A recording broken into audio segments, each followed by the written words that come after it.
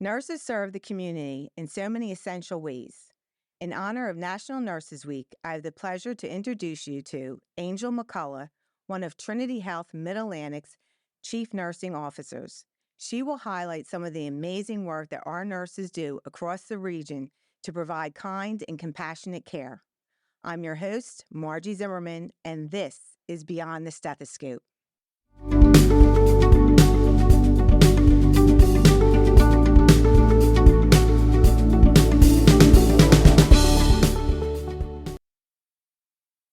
Thank you for joining us today, Angel. Can you tell our listeners a little bit about your role here at Trinity Health Mid-Atlantic? Absolutely. Thank you for having me. Hello, everyone. My name is Angel McCullough. I am the new Chief Nursing Officer for the Mid-Atlantic in the North. I cover the Nazareth as well as the St. Mary Medical Center campus. I recently joined Trinity and with my background in leadership, primarily being in the large academic health center world, most recently coming from Thomas Jefferson Health Center health system in the Philadelphia region. But a little bit about me, I had a little bit of an interesting career into leadership in that I was only a staff nurse for about a year and a half before I became a leader. And so a lot of my counterparts and colleagues who were managers had been nurses for years. Well, here I was a baby nurse. I had only a year and a half of experience. And so just thought it was a fantastic opportunity and had a really good mentor and jumped right in. The challenge was that I was not burnt out from nursing. So, because I still was hungry for that direct care, for much of my leadership career, I worked as a staff nurse while being a leader. And I felt like being a nurse at the bedside made me a better leader, and being a leader made me a better staff nurse. And I think it was, during that period of time as I transitioned throughout my career, I think I realized that there is a commonality between the two roles, and it really was all about making the connections, right? So as a staff nurse, I knew about my job and why, it was so important for me to have the time with my patients and to do the things that I needed to do. And then in the leadership realm, I understood the need to be able to translate to the nursing staff why on the administrative end, we need to make sure that we document everything that we say that we're doing. And so I felt like if I ever get into a leadership role where I can truly make powerful decisions, I would bridge the gap. I would make sure everything that managers talk about in those boardroom meetings really is disseminated to the frontline staff, because I do believe that there is a power in that connection. Angel, can you tell us a little bit about how you got into nursing? Sure. So I remember it very vividly. Fifth grade was a part of a career day at our elementary school, and having a panel of different myriad of different health professions come in to talk to, or professions, not only healthcare, but talking to the students about different options and opportunities for us. When we got older, and I remember knowing that there was going to be a nurse coming in and expecting to see someone walk in the panel and have on scrubs. And every one of the panelists, which included lawyers, teachers, business professionals, and a nurse, every one of the panelists had on business suits. And I thought, oh, maybe the nurse didn't come. And so when the panelist, who was a nurse, introduced herself, she described herself as a director of nursing or a nurse administrator. And I asked the questions, why aren't you in scrubs? And she said, oh, I wear scrubs on the weekend at my other job. But nurses, we get to wear many play different roles. Within nursing, there's a vast number of jobs that you can do. Nursing doesn't look a certain way. You will be in scrubs one day. You could be in a business suit. If you choose to be in nursing sales or pharmaceutical sales, you could be in, business casual attire. There's so many opportunities. And so I was really intrigued by that. I am somebody who really needed a lot of spice coming up. I needed, to not be in a box. And so I thought nursing would give me the opportunity to really write my own ticket in terms of how I wanted to really pursue the career. And so I didn't look back ever since that fifth grade experience, and I knew I was going to become a nurse. That's a great story. Thank you for sharing that with us. Well, as you know, Nurses Week is celebrated May 6th through the 12th. We have amazing nurses across our region, but one of our hospitals recently received a prestigious recognition. Can you tell us a little bit more about this? Sure. And I just want to say I'm really excited every year for Nurses Week. We always end our Nurses Week with Florence Nightingale on Florence Nightingale's birthday. And, it really does dovetail really nicely into the award that one of our hospitals recently got. Florence Nightingale, I know I'm preaching to the choir to many people who are listening to this podcast, but she was really all about alleviating human suffering through her devotion and her countless acts of selflessness, really making everything about alleviating human suffering and taking care of people. And I'm happy to say that Nazareth Hospital recently was awarded with the Pathways to Excellence recognition. I have some details that I do not want to miss because it's such a prestigious award. It is issued by the ANCC, and they will highlight organizations who meet certain criteria, including and including quality of care that's delivered to patients, nurses being a part of decision making from the bedside to the boardroom, the teamwork, the amount of teamwork that nurses and collegiality that nurses show with not only physician partners, but other members of the support team, as well as nursing recognitions like certification and level of education. And so really happy to say that Nazareth, we started our journey in October 2020 at Nazareth and was recently named as a Pathway of Excellence Award winner in June of 2023.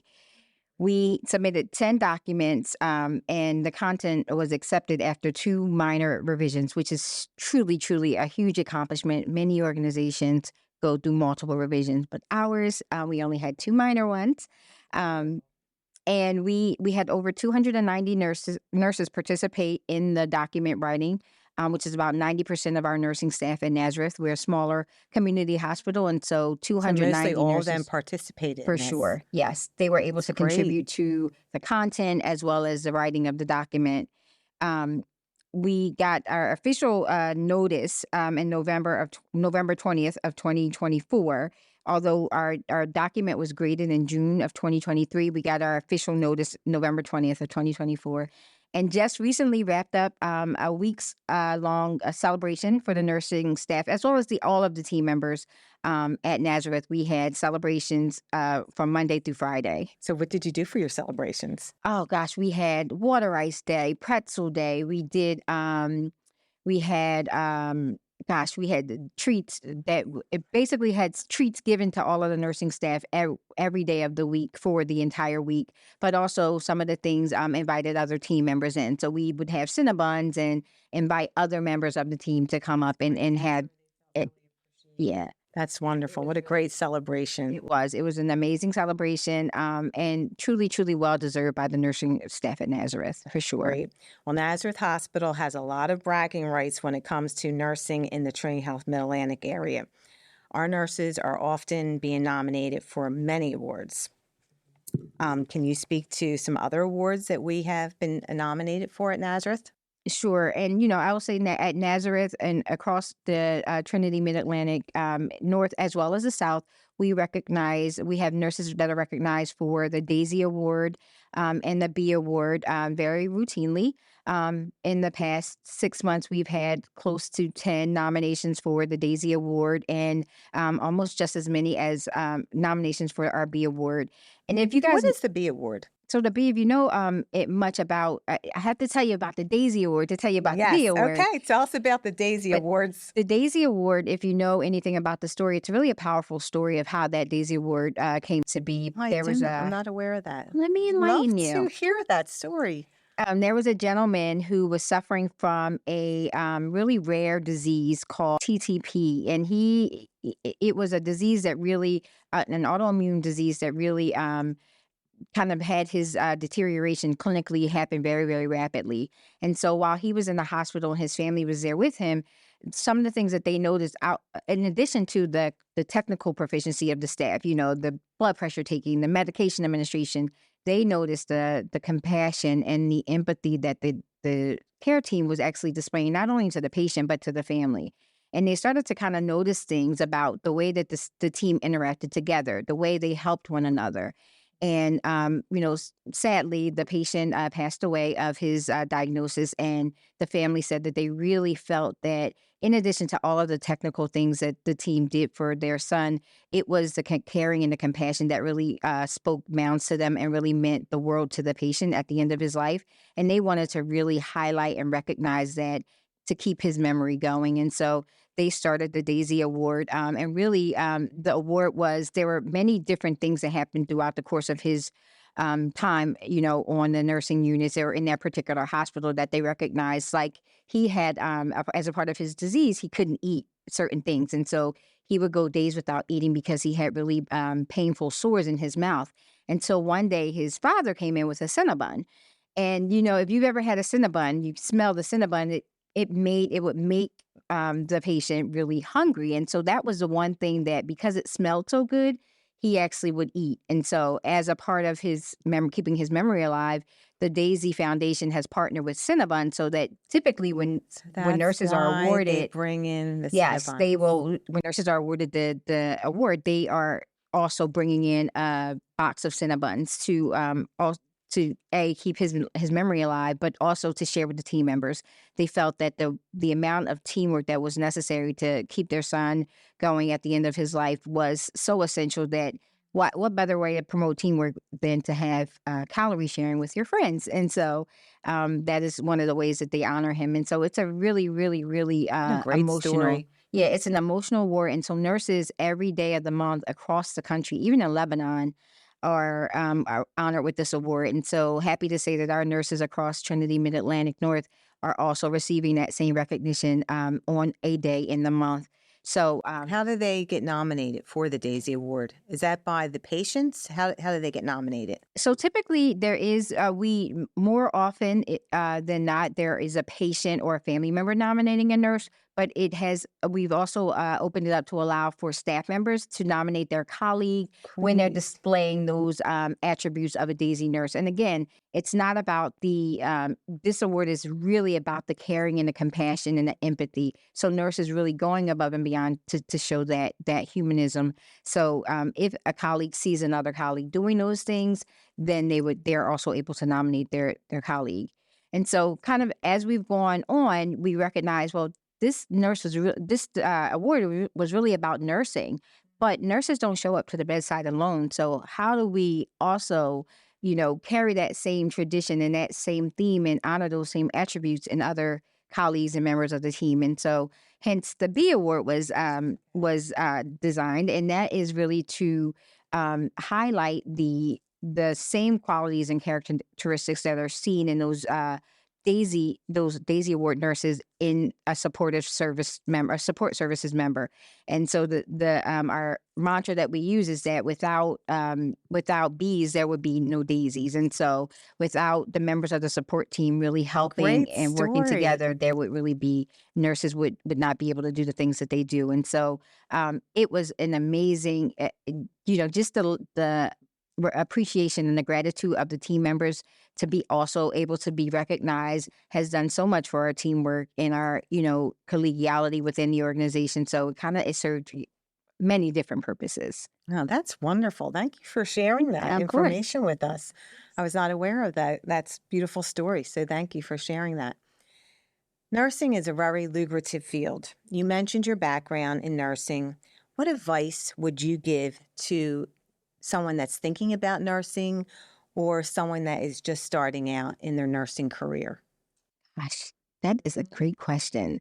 Advice is nursing, healthcare in general is hard. And I think that COVID and the pandemic has really shown us that, this line of work is not for the weak and weary. And so my advice would be to really know, understand, and really have a true passion and affinity for taking care of people.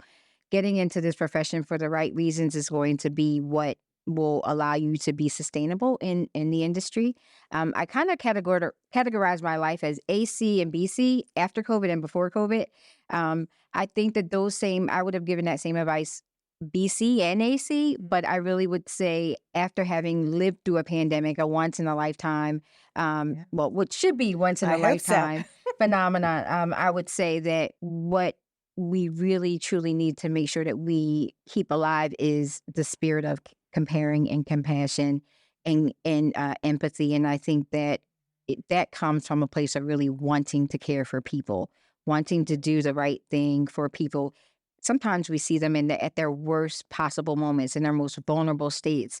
And so, just the fact that you embrace that you're able to make a difference in someone's life at their worst moment that they've ever lived through, if you don't embrace that moment, then you miss the moment, if that Yeah, makes any that's truly sense. priceless when you had that calling to show compassion and take care of other individuals. For sure. That's truly priceless. And I'm sorry to cut you off. And I also wanted to add that, you also, as another piece of advice, is to make sure that you keep your cup full, right? If you are empty, you can't pour into someone else if you yourself have nothing to pour. So you have to make sure that as a caregiver that you kind of take that same advice and that same approach with yourself. You have to care for yourself. Make sure that you are checking in with yourself.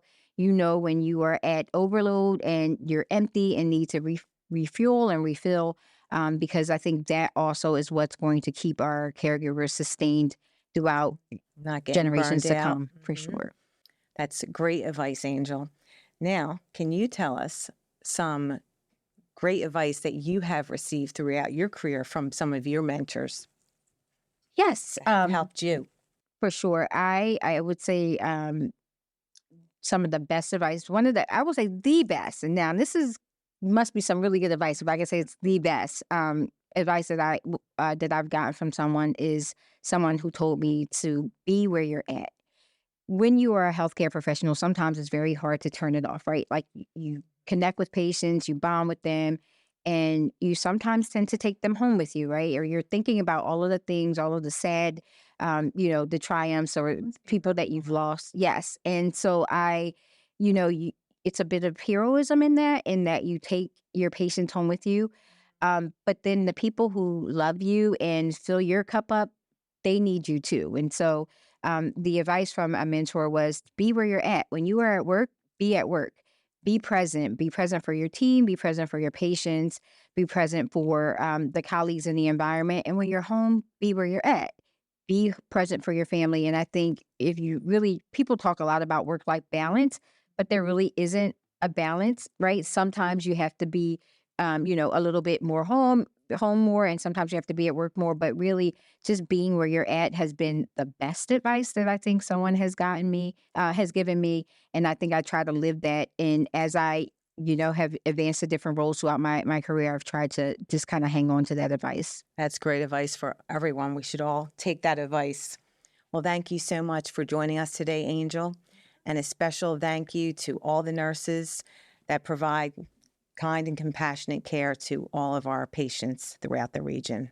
Absolutely. And yes, and I Thank you for just all that you do. And we're so happy to have you here with us. thank you. And I just want to say Happy Nurses Week to everyone. And also, I don't want to negate the fact that the other members of our team, our physician colleagues, our support services colleagues, we do not show up to the bedside alone as a nurse. We show up with our team, and we're all kind of rallying around a patient. So it's really a celebration of all of the members of the care team this week. Right. And happy Nurses Week to all. Thank you. On behalf of Trinity Health Mid-Atlantic, we would like to thank all of our nurses out there who go above and beyond every day to provide kind and compassionate care to all. Thank you all for joining us today. Please stay tuned for future episodes of Beyond the Stethoscope.